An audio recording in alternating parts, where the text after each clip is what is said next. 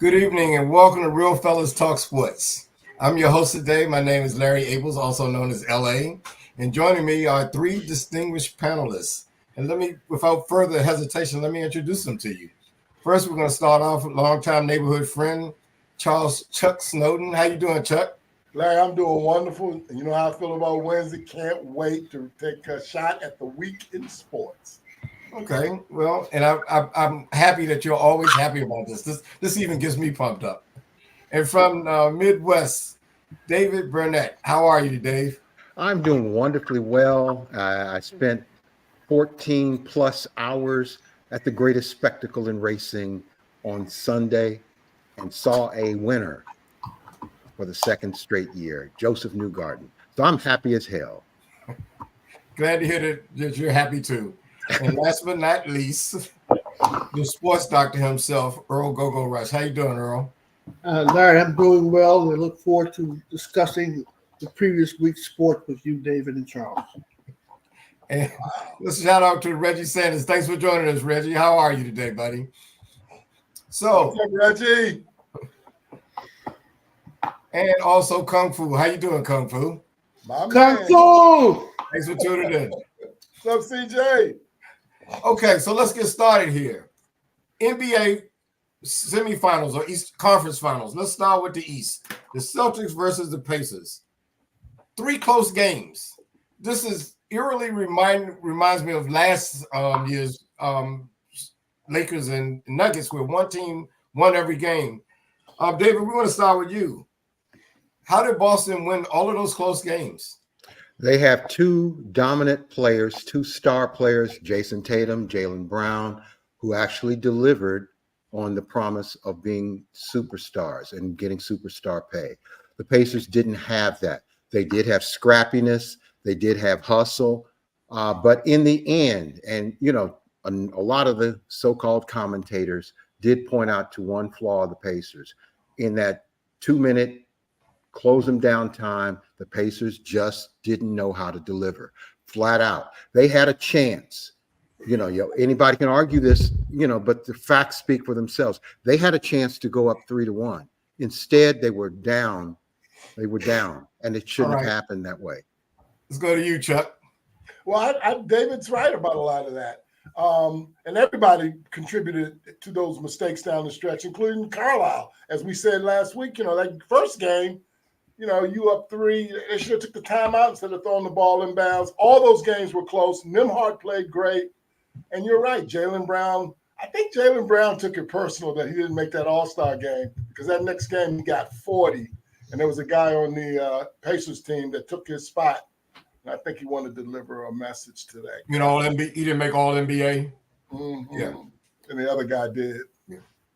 Earl, what's your take on it? How did Boston win those 3 close games? Shout out to Brian Gilmore. Yeah, I want to shout out Brian Gilmore for tuning in on the show. What's up, Brian? When I think about the Celtics and Indiana, I had picked Indiana to win, so I didn't think much about the series at all. I mean, but what was the key? I mean, I think most people that observed that felt that it could have been easily 3-1 Indiana over. Indiana could have possibly won the series, but I don't know about winning the series. They could have made the series longer. They just threw. I would say whether the Celtics took it or they threw away the game, but after that first game, I knew the series was over right then and there. It didn't have to play anymore. I knew it was over. When you blow a game like that, you're not gonna win nothing.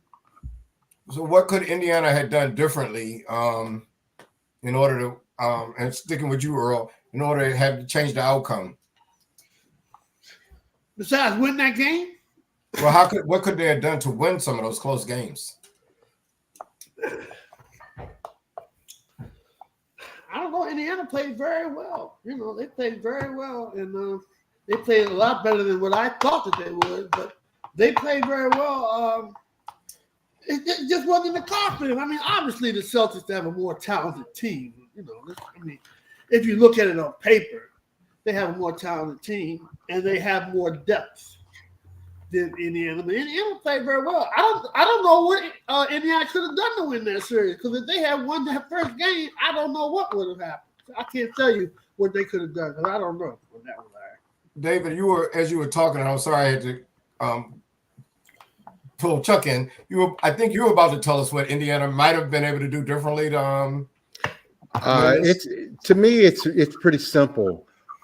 They did not handle pressure very well in the final 2-3 minutes of every single game, except the blowout. The blowout, they were going to lose that. Yeah. But every single game came down to the same point in time when suddenly the Pacers got butterfingers, couldn't handle the ball, threw it away, didn't call timeout, didn't put a hands up on a 3-point shot.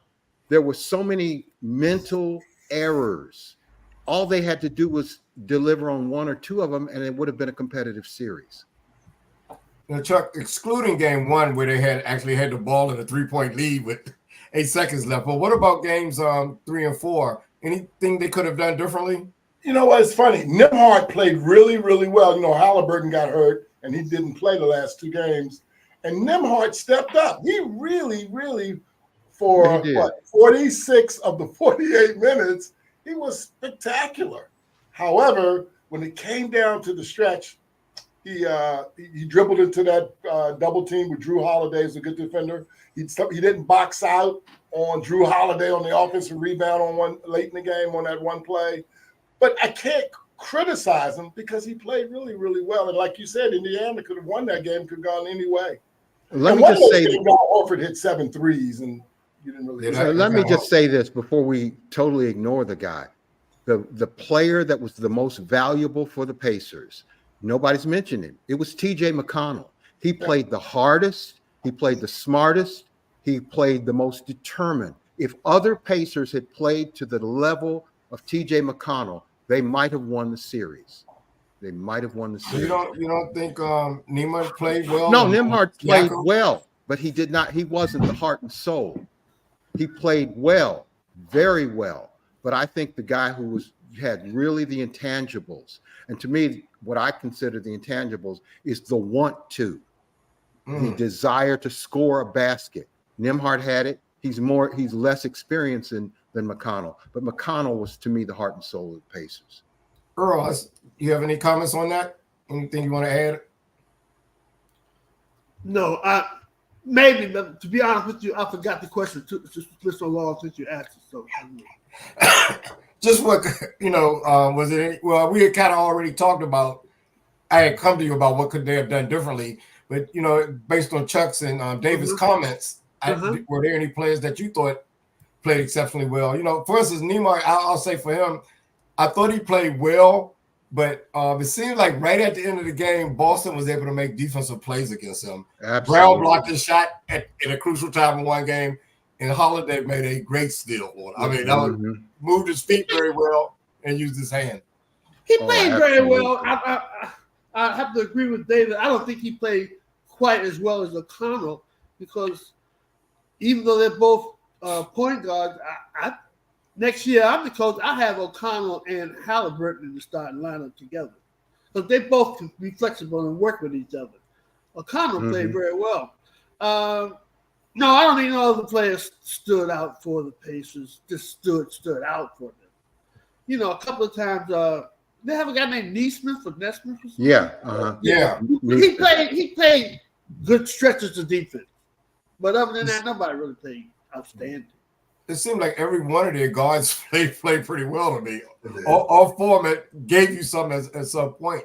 I mean, they didn't have their superstar, and they was competitive in all of those games except for the game 2. But they didn't have their star player against a team that's been there, done that. Good star players. That sounds like a backhanded criticism of Halliburton. I'm going to defend Halliburton because it sounds like you're criticizing him. They've been a good team all season long, and Halliburton has missed a significant portion of the year, save just enough games to be all pro. They've played without him. They played without him, and they know how to play without him. They were a good, cohesive team. Just were inexperienced in critical moments. Yeah, I think all 4 of their guards. Actually, Halliburton even played well before he got hurt. All 4 of their guards gave them something, and I thought a lot of people thought it would be a big drop off when Halliburton went out, and the other guys stepped up. Well, Like, Nembhard what certainly. that says to me- so what you were saying, and I don't know if this gets talked about enough, their system, the Pacers system, maybe that is the star of the team, is the way they play. Because they move that thing, they trust everybody, and they all contribute. And even when somebody goes down, other people step up, and they don't look like they miss a beat to me. Well, let me tell you something. That's Rick Carlisle changing his philosophy. When he coached the Pacers before when they fired him, but he was still somewhat successful with the Pacers, he called every single offensive play. Literally. That was, back in the early and mid 2000s. He's changed how he coaches. So he's got to get a lot of credit for being adaptable. Well, the question I was going to ask about who was impactful or surprising for the Pacers, and I think we kind of covered that. But what about for the Celtics? Any surprise players, or were the things go as you thought? Were the stars just the stars? And Chuck, I'll start with you. Anybody surprise you? I think everybody, the stars contributed, although I think Brown really stepped up. And again, I don't know if it's just a coincidence, but as soon as they announced the All-Star team, he really, he played well. One game he had 40, another game he had 29, and he was very noticeable. So I thought he was tough. But Horford had a good game one time. The kid, White, he played well at times. And again, Holiday made a couple of defensive plays late in the game. So they all did their thing. Earl, what's your take on the Celtics? Did they play well? Were you surprised? Well, you had picked the Pacers to win, but I picked the Pacers. I don't like the Celtics, but if you asked me my real sports advice, I thought the Celtics played well. Any particular player, or was it like a collective effort? No, I mean it's out there in front of everybody. After one of us say something, pretty much, if you're gonna be reasonable, everyone will say it. Just like they said, the guards showed up, and the rest of the team played very well. They were very complimentary. What else? If you saw anything else, you're tripping. Right. Well, let's check with David. David, are you tripping? Did you see anything else, or? You know what I really liked about what the Celtics did, despite beating my hometown team, was Jaylen Brown stepped up. Jaylen Brown, I think, is tired of being Robin, and it was really meaningful that he was the series MVP. It was very meaningful for that. He's always been kind of being second shift, but he is the guy who's delivering in the clutch. And I'm not being overly critical of Jason Tatum, but Jason Tatum doesn't have the same level of clutch gene as Jaylen Brown. It's great to have two players of that level, but Jaylen Brown has to start getting the prime critique instead of Jason Tatum. Some people think they go to Jason Tatum too much when they have a lot of good shooters and they need to just go to the hot hand. Okay, I think that. So, but hopefully I'm not alone.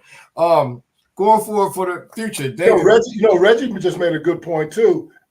And I've heard people say this, and I don't know. I mean, he's in the finals now, but I have to tell you that one of the reasons I'm not as confident with the Celtics, or I don't trust them, is because I don't know about that coach. And maybe that's unfair. Maybe it's unfair because he's in the finals, but Reggie. That don't have anything to do with anything. Huh? That's not how anything to do in the finals. I mean, you can't say whether he's a bad or good coach or not. So, do you agree with that sentiment, Earl? Do you think he's a good coach? He's average, or what? There's something's wrong with the Celtics. With all those players they have on their team, they don't look strong enough to me. Even though they're winning, they still don't look strong. I have to say it's the coaching. David, what do you think? I think, when all is said and done, sometimes it's the aesthetics. He's young. He doesn't have the perceived gravitas that you might want to expect from a coach. Like Ty Lue, for instance, won an NBA championship, but he's no more polished than the Celtics coach in my estimation. Ty Lue's got a championship, but this young man has done well. He came in under some pressure after they fired the previous coach and has delivered. They won 64 games. What else does he have to do? I mean, that's all I got to say about that. When I look at him, he doesn't call plays. All he do is jack up threes to me. So when I compare them to what Indiana's offense does, they move the ball, they work and get good shots. But for some reason, all they do is jack up threes. So I'm not sold on him either. The jury's out on him, Fonz. I don't know if he's a poor coach, but offensively, I don't really see them do that much. Well, they make enough threes to win games, I guess. Well, he's they miss a lot of coach, threes. but he hasn't made an adjustment. He's had a year to make some adjustments on what goes on at the end of the game. And every time at the end of the game, as you say, they jack him up or they try to put Tatum down low. Isolation, yeah. You know? And as far as the Tatum and Brown thing, that's from the media from starting back to when this guy came out of high school. As soon as he was in Duke, he was like, they were just giving this guy all this praise, And he's a very good ball player. My man Daryl Pullen says, don't forget about Brad Stevens, who is now the general manager, a decision maker. He's right here from Central Indiana, Butler University. Took the Butler Bulldogs to 2 straight national championship games. He's put together a hell of a team. He stepped away from coaching and has shown that he's a pretty good executive. And then, by the way, we're forgetting, and we haven't mentioned, they're missing Porzingis too, and Porzingis is a big part of what they do as well. I was going to ask you guys about him later on. We'll get to our next segment. Future of the Pacers, David. You think they'll be competitive again next year? I hope so. I think so. They're missing a couple of players who are injured, and they have nothing to do but go up. They've gotten to the conference finals. Keep in mind, most people don't realize, other than a couple other teams, the Pacers have reached their conference finals as many times as only 3 other teams. That's pretty impressive over the years. They just have to get over the hump. They have the players. A player I would like to see get some playing time because they do not have a horse. But Oscar Tshiebwe is technically a Pacer. He plays mostly on the G League team, but he led the nation in rebounding, over 20 rebounds a game for a couple of years. You could use a guy like that to bang and bump around and who has an instinct for the ball. One of the criticisms I have of the Pacers is that they don't hustle for the ball. They don't get the 50-50 balls. They need somebody who can do that. Chuck, Pacers. You think they it's going to be interesting because if Milwaukee gets healthy, New York gets healthy, Philadelphia gets healthy, Miami gets healthy. I mean, let's face it. The Pacers were the beneficiary of, and so was Boston on some level, of a lot of teams that were hurt. So I don't know. I don't know what the Pacers need to do in terms of adding some depth, but I do agree with David. They do need another big in there to help them out on rebounding and so forth. But that's not really the style they play. So it'll be interesting to see what happens next year with the Pacers. Earl, what do you think about the Pacers? I agree with David and Charles. They definitely need a big man, but they need a beast. I mean, they need somebody that people are afraid of. They need somebody that can deliver when he's got a smaller person on them in the paint. I agree with that. And they need someone to replace the perimeter shooting that they lost when they got rid of Hill. And they also had another person that could shoot, but they got rid of him too. I don't know why they got rid of him. They don't have no perimeter shooters now. But if they get another perimeter shooter, just one, and a big man, the Pacers are going to have to be reckoned with. So all of you guys are talking about big men. Are they going to play along with Turner and Siakam or in lieu of one of them? Well, that's a good question because Siakam not in lieu. So they just have more size. Right. Okay. Siakam is a free agent, right? He's going to sign with I'm praying he's going to. Rick Carlisle was on the radio the other day saying that one of their number one priorities, and they're still courting Siakam to keep him with the Pacers. I think they need him, but they still need some retooling. And Siakam has to be comfortable because he didn't get a full year with the Pacers. They still need time to really learn and grow with him and him with him. Let's switch to the next series, the Mavericks and I got a question for Daryl. If the Celtics lose to Dallas, will he still be writing and saying, don't forget about Brad Stevens? Probably. He's He's a not on the Hoosier. show, but we'll see if he responds. He's a Hoosier.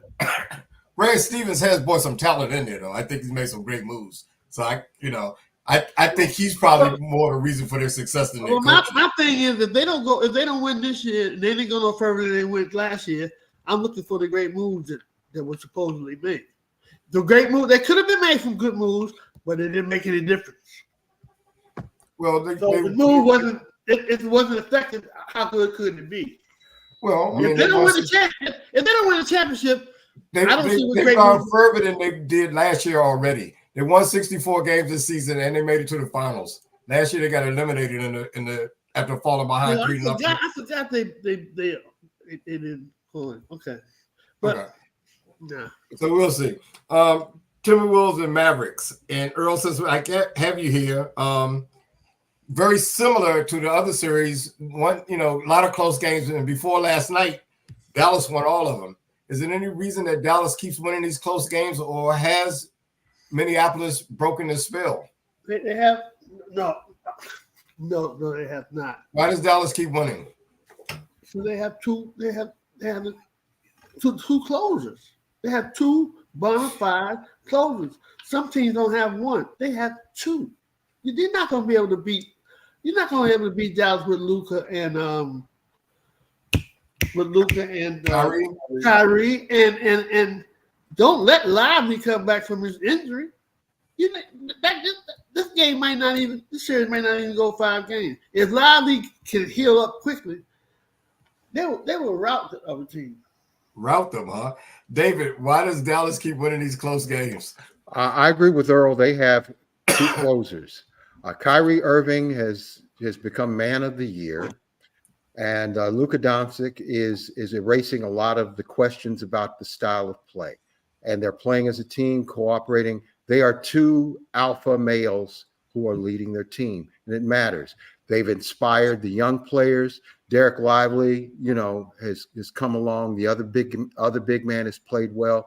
And Jason Kidd, as a coach, I haven't been a real fan of his coaching, but he's done a hell of a job now. He's done a hell of a job in inspiring the players, offering the leadership from a point guard perspective, and doing well. Chuck, why is Dallas win all those games? I agree with Earl, and I agree with David.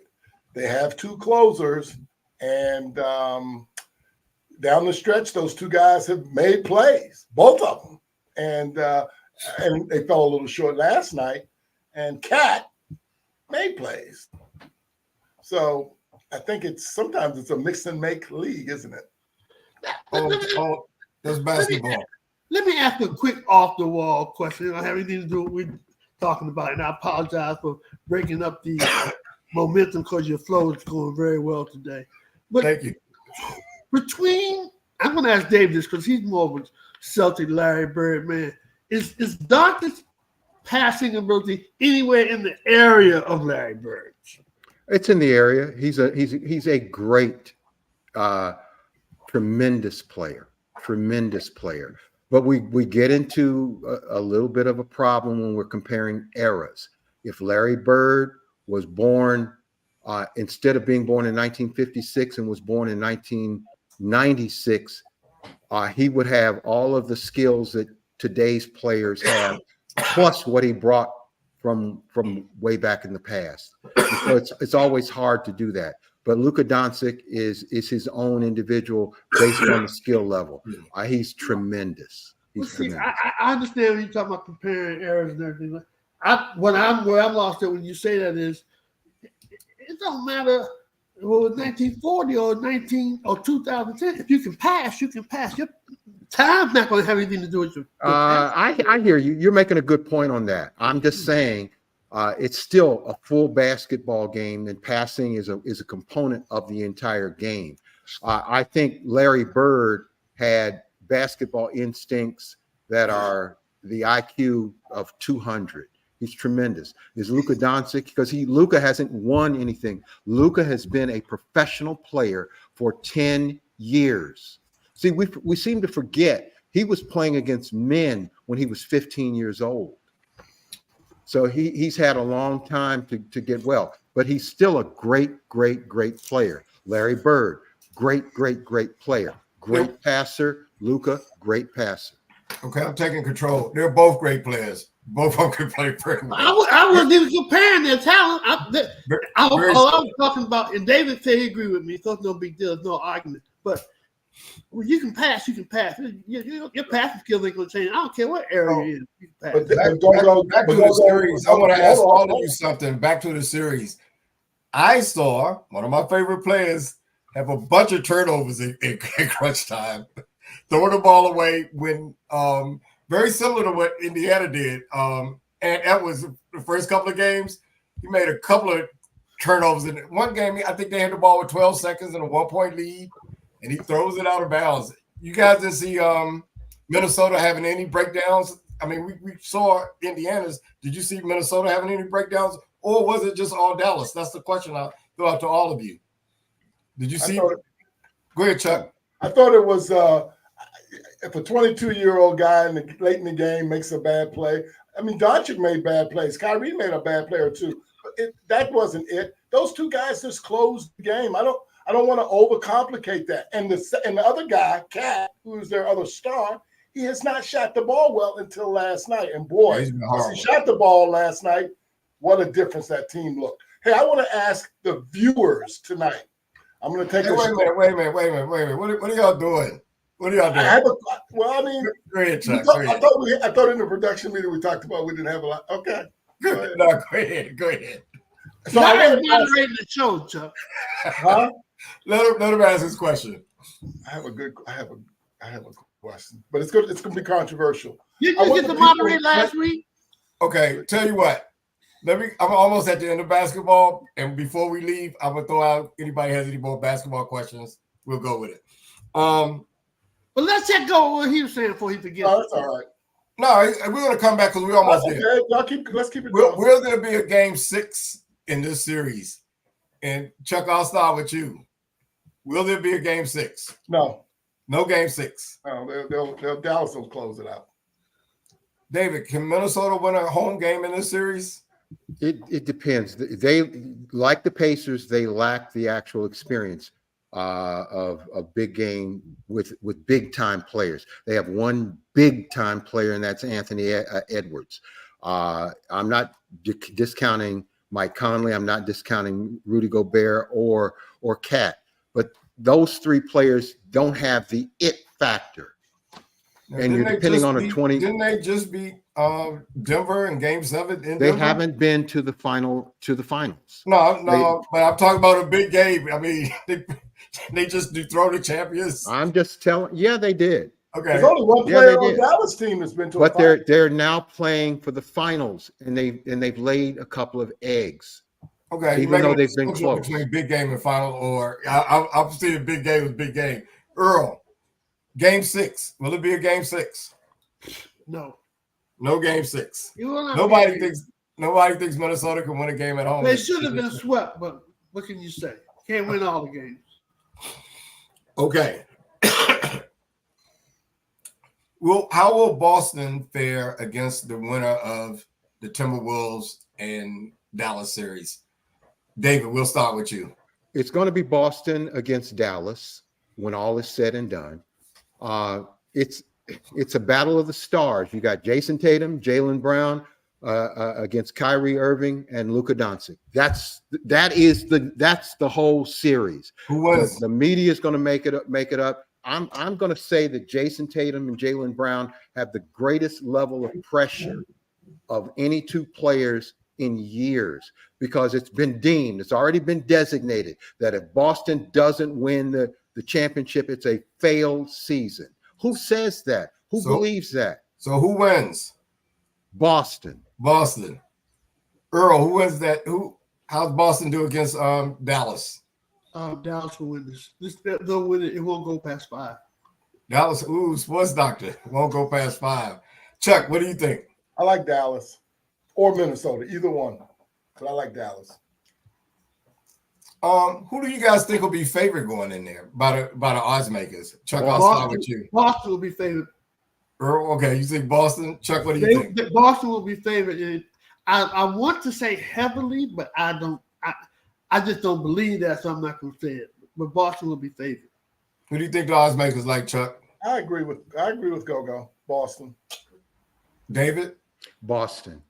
You know, I keep hearing Boston is the greatest team, and I guess they had the best record. They are like 12-2 in the playoffs, but I think they had an easy path to get there. I agree with that, Larry. I really do agree with that. But sometimes it's the intangible, it's the other factors that factor in. Boston just has so much pressure on them as a team, as an organization. They've been on the precipice of this for several times. They have two tremendously great stars, and they have nothing to show for it. The pressure on them is going to be tremendous, and I think they have to deliver. They have to deliver. So I think Jason Tatum and Jaylen Brown will deliver. Hey, Phyllis picked Boston. Kung Fu picked Boston at 6, and Brian Gilmore picked Boston at 5. Okay. Now, Chuck, ready for your question? No. What do you mean, no? No, we're going to keep it moving. Because it was in the middle of the flow of the situation. Okay. It doesn't make sense now. Okay. Unfortunately, we lost a legend, and I'd like each of you to take, a few seconds and tell me how you feel about Bill Walton. If somebody wants to do this, add on at a closing remark, that's fine. But let's just have a brief opinion on Bill Walton. 30 seconds left. David, we'll start with you. What do you think of Bill Walton? What are your memories? My memories of Bill Walton is, I think he shot 20 for 22 in the UCLA against Memphis championship game in 1973, I believe. He was just a tremendous player, beset by so many injuries and foot injuries. He had a horrible stuttering problem. He overcame all of that. Now, in all honesty, he had probably 4 decent professional years in the NBA, but his collegiate career was without par, save for Kareem Abdul-Jabbar / Lou Alcindor. He was a tremendous broadcaster. He was funny as hell. He was irreverent. He overcame his stuttering. And I think everybody should applaud the kind of person. He had a social consciousness that most players didn't have. And he had that back in the 70s. Tremendous human being. Earl, what are your thoughts about Bill Walton? I think besides, after Kareem Jabbar, he was the greatest college center in the NCAA history. Yeah, I know I shouldn't be saying over Wilt because I didn't see Wilt play back then, so I can't comment on that. But as far as our era, I think he's the second best center ever to play NCAA basketball. I thought he was good as a pro. If he didn't get hurt, he would have been on several All-NBA teams, All-Star teams if he hadn't gotten hurt. He was the best. He had so many superlatives. I really don't have time to go on about him. He was just a great guy and a great ball player as well. Chuck, what's your opinion? I think he was great too. And the other day I said in our production meeting, maybe he was the second best player to Kareem in college basketball history. The more I thought about it, I think of Olajuwon, I think of Ewing, and I think of Ralph Sampson. I don't know, but he was incredible as a talent. And the people love Bill Walton. How many championships did Walton win? 2. He won 2. Just two NBA championships. How many college championships did he win? 3. 2. He lost to David Thompson in them. In 74. Yeah. I think he only had 3 years of varsity eligibility. All right. So what other centers that you were comparing to him who has won? Olajuwon, a guy named Patrick Ewing. Olajuwon, Patrick Ewing, and win 2 championships. And Ralph Sampson. Can I step in on that? Can I step in on that? Hey, David, why don't you step in on that? We're all forgetting Bill Russell. You could have stepped in. You chose not to. I can't tell you Bill Russell because I didn't see Bill Russell play. I can't comment on that. I didn't see him play in college. Bill Russell was tremendous at the University of San Francisco. He's tremendous. He won Did two you national ever get a chance to championships. see him play? I've seen the footage, and we shouldn't shortchange players just because we didn't see all of their history.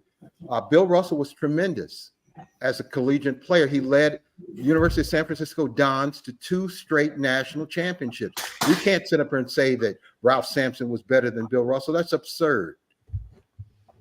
No one said that. Oh, you just used that. Chuck did. I didn't say it was. You didn't mention Bill Russell. I didn't mention Bill Russell. What are you? You should have. He didn't need to mention anybody else. I already said that Walton was the best, so I ain't know what other one even mentioned. Did Walton have the longest winning streak? Let me talk about that because that's a DC tie to it. Adrian Danley was a freshman on that team that upset them in Notre Dame in '74 January. He beat them twice that year. He beat them twice that year too. But he broke their 88-game winning streak the first time. Shoemate and Brokaw. There was another. Both of those had 25. Danley had 9 as a freshman. But the point is, they beat them in 71-70 up in Notre Dame that year. Walton was tremendous, and I can't say enough great things about him. I'm just stopping short of saying he was greater than those people I talked about, Olajuwon, Ewing, or Sampson, period. Hey, Larry, when did they play them twice? Yeah. They Notre Dame played them twice, a home and a home. They beat them in the Danley got him 2 times. A home and home? Yeah. Danley got him 2 times. In 1 year? Yeah. Or I could be wrong. Maybe it was the next year. But I know Danley got him twice, and I was shocked that Danley did that. I don't see them playing twice in the same year unless they play once in the NCAAs. Okay. There's no way they can play because they're not in the same conference.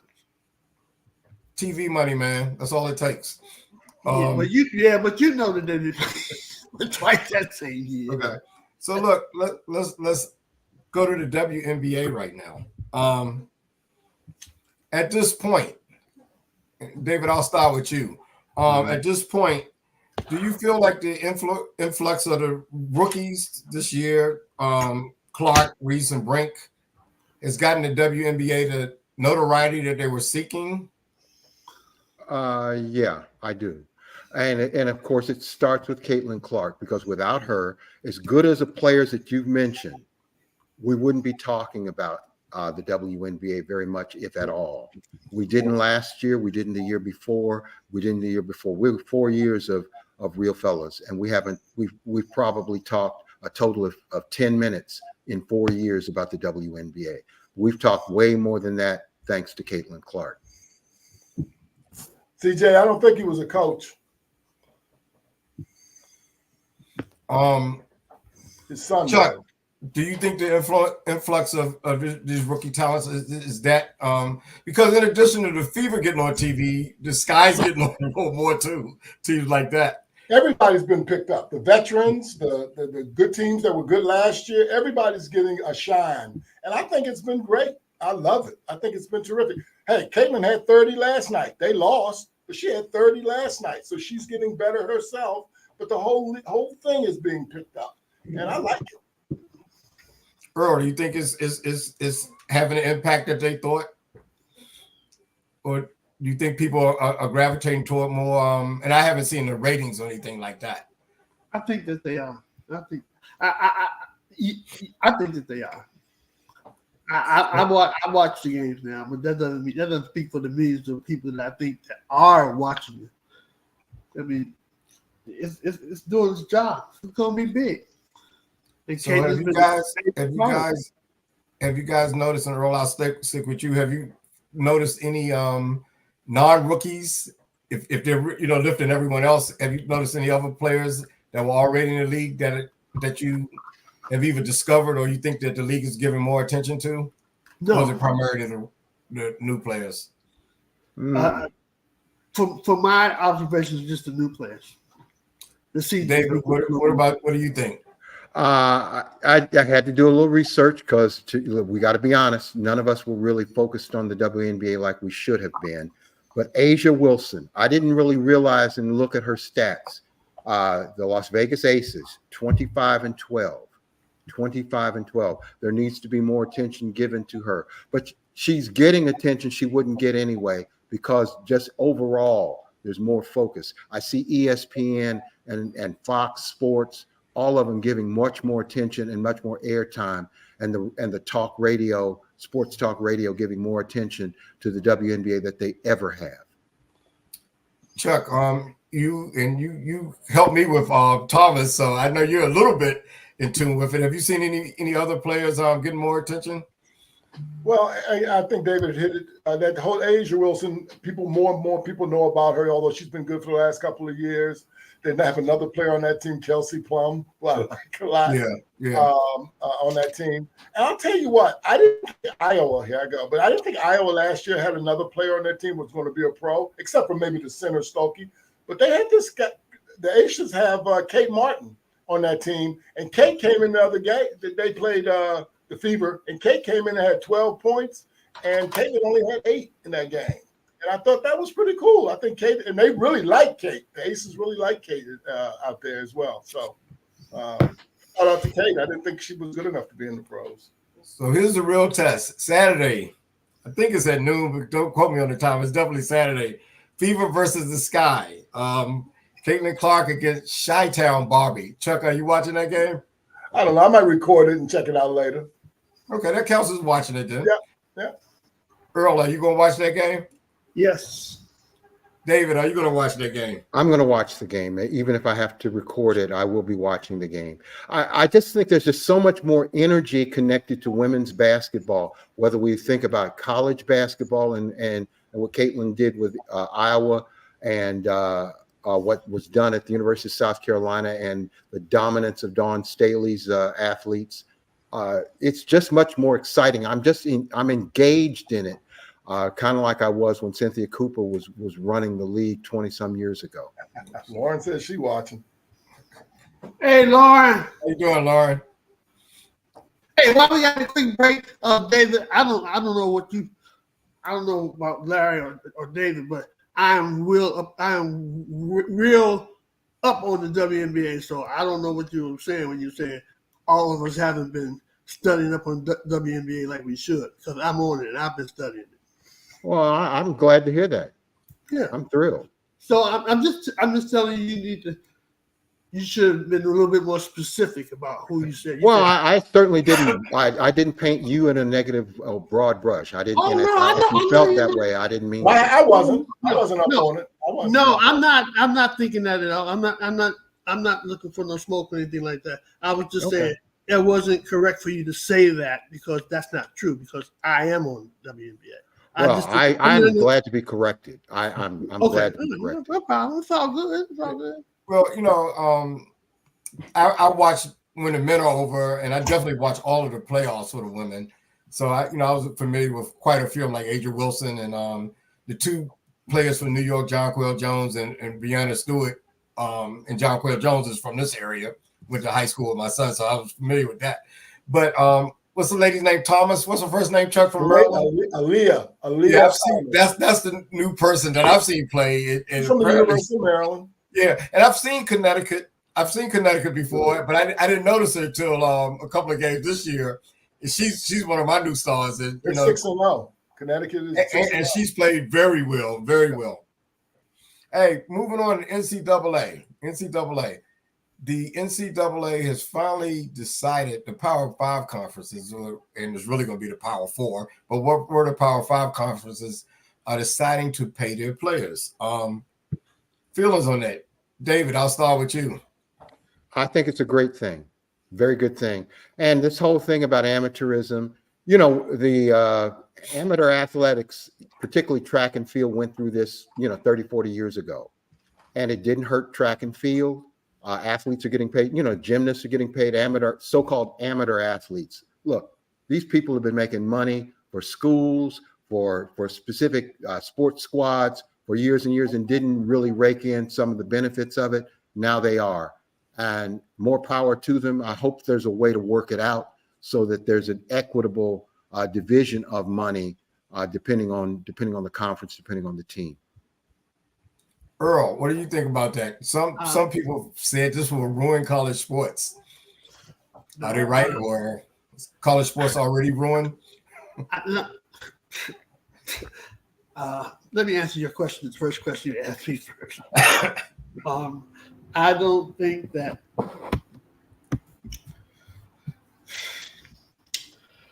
I think that I agree with David. I think it's good, but I'm also agreeing with David in the fact where he said, "This is where I have a problem with the equitable distribution." How do you figure out who gets paid what? That seems like going to be a major problem to me. And what schools and what sports get paid much.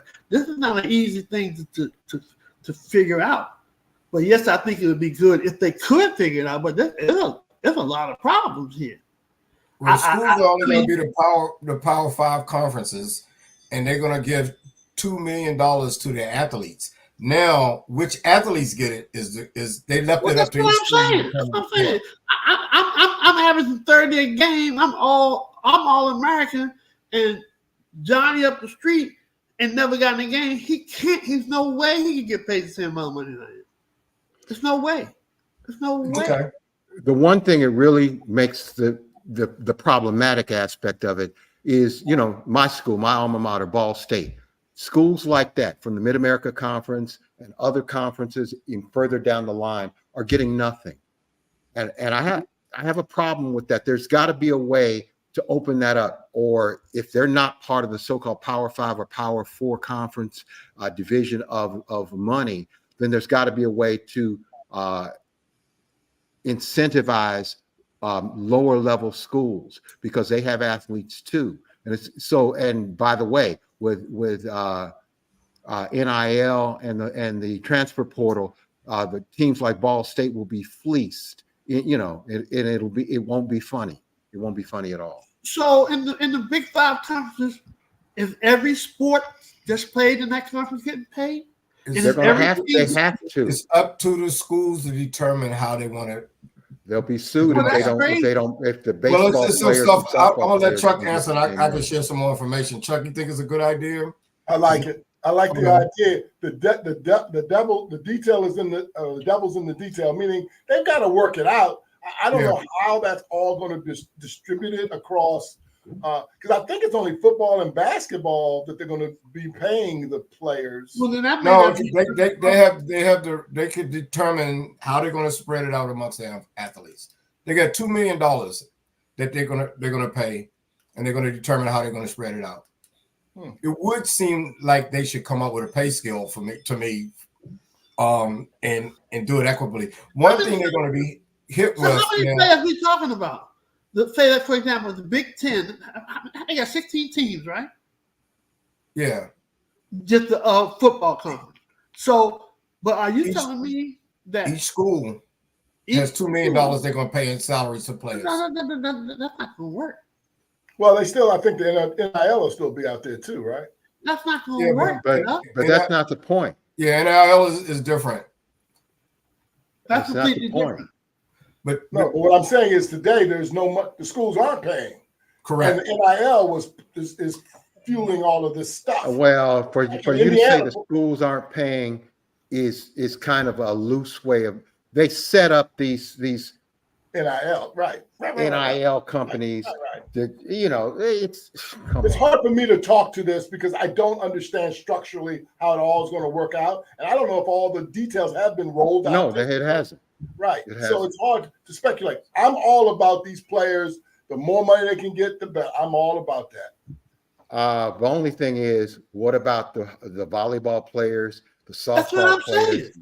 They have to, because of Title IX, they have to get paid. They don't generate no revenue. They don't generate a very big point. Title IX is still the law, and the schools are not going to be able to violate that. So they're going to have to make sure the women's sports are viable. I mean, they might even decide we don't even need these sports. We're going down a rabbit hole. Are you telling me that the volleyball players and the baseball players and the ladies softball players are getting full athletic scholarships to these schools? Yes, they have to. They have to. Oh they have to. Are you kidding me? They are not. Some of them are. In some sports, some non-revenue sports, they are getting it. And they have what really happened was they're losing a lawsuit, and that because they're not doing this out of the goodness of their heart. Right. They're trying to avoid a further lawsuit, and it's some other issues. I think when we had our group chat They haven't talked about long-term disability or workers' comp too. So I'm not even sure if the people that are bringing the suit are going to accept that this is what they've offered as a settlement. But what's really interesting is that it seems like if you're going to say we're going to pay $2 million, which seems to be a nice sum of money to spend on athletes. Don't sound like a lot of money at all. $2 million? You got 100 football players and you've got 20 basketball players, and on the male side, you don't have to pay them like you pay pros. I mean, they're getting nothing now. But they're not going to be getting that much if they split it with all those players. Unless you say something's better than nothing. I'm not saying they have to be rich, but they're getting something. They're getting their education is paid for, and they're getting some money in their pockets. Just say $2 million. Just say $2 million. Just trying to solve something. When you play football coach $10 million, when you pay the football coach $10 million and don't pay the players anything, that's a problem right there. I always wonder, can the coach just take like $9 million? Let's just say in these conferences, man. There are a lot of athletes in these conferences, man. You guys have really unearthed some of the real snake, rabbit holes that this thing is going to go through. But as they work it out, which they will, NIL has been developed, even though we don't know what the development is. We still need to give praise to where this all began. The University of Northwestern University, the lawsuit that they filed, their lawsuit really was the one that got this thing going. UCLA, the guy with the no, two different things, Chuck. You're talking about the NIL. That's what started Ed O'Banion. He's talking about the pay because Northwestern actually won their first case that they were actually employees and they got overturned on the bill. My bad. But both so the ball started rolling. Ed O'Banion was the NIL. The ball started rolling at that point. Well, see, here's the problem, Dave. They talking about going back about 16 to 20 years before now. Right, that's right. How the hell you gonna do all this shit? Well, they'll find the money. They'll have to. Yeah, but how you gonna? Who have the time? They gotta figure out what players get paid and who could play for the last 16 years. Come on, man. Well, that could be figured out. That could be figured out. Class action lawsuits. Whatever formula they come up each year, they could allot it like that. They're going back 10 years. You're right. I didn't know about that, Go. You mean Charles? Back 10 years. Some money coming into the Snowden house? Is that what you just said? That's right. You're selling to a Power 5 conference, right? Yeah. That's right. Yeah. Maybe there's some money They'll figure it out. Chuck, your son is gonna get about $500, man. It's $500 a year and a half. Okay. But it ain't gonna be too much more. I can tell you that right now. If all they're giving is $2 million. Last topic. We're getting toward the end of the show. Major League Baseball has decided to incorporate the Negro League stats into baseball. Certainly, some people are going to get credit for things that they've never done. They're in the process of that. Chuck, since you're clapping, how do you feel about that? I love it. I absolutely applaud Major League Baseball. I didn't know that it was a committee for the last 3+ years going through figuring this whole thing out. And I think it's really, really cool. And now some of those players from the Negro League are going to get some shine. And I think that's really cool on every single level. Is the shine they get, is that going to put any money in their pocket? I'm just asking. Probably not. Who knows? Okay, well, shine. What's their names in the record book? So, Earl, how do you don't think it's a big deal, or you think it's no deal at all? I think it's great that that the former players are getting recognition. I think it's great. I just want to know whether they're getting any money out of the deal. That's all. But of course, it's great to have now. Josh Gibson is leading. Has the #1 batting average. That's great now. I mean, especially the guy he replaced, who was Ty Cobb. Oh my God, he's one of the worst. David, your opinion on that? Wait. Hold on. I think it's a good step, and I think it's a necessary step. The Negro Leagues, the players of that era were on par, if not better, than the major league players that at the same time. And they did barnstorming tours for years where black players played against Babe Ruth and Ty Cobb and DiMaggio and all of that, and beat them. So for good, I'm happy. Okay. Well, that's all I had. Hey, go. My response was the fact that he was a known big time, and I'll say it, even though it's our show, racist. Oh, Ty Cobb? Yes. Yes. Oh, absolutely. Well documented. So the fact that he Okay. gets replaced by Josh Gibson, I like it. So, because he was a big time known racist, what about all the athletes that aren't known but are Well, racist? We give them a break because it's not known. I don't know anything about that. I just know about him. So let's move to closing comments. David, we'll start with you. I'd like to really just do a shout out to my parents, Boyd and Mary Burnett, both who are now deceased. They gave me many, many years ago the greatest sports present that I've ever gotten, and that's the Indianapolis 500. Every year I go as much as I can. I have missed a number of races, but I went to my 51st race the other day. It's just a wonderful experience, but it makes me think of my family. My mom and dad decided to go to the Indianapolis 500 in 1958, started taking me and my sisters in 1966. We went to the time trials and all of that. It's just a great family tradition. My buddy and I kind of continue that tradition, and it's just a wonderful way to spend Memorial Day, Memorial Weekend, and make me think of my family. Definitely shout out to Mr. and Mrs. Burnett.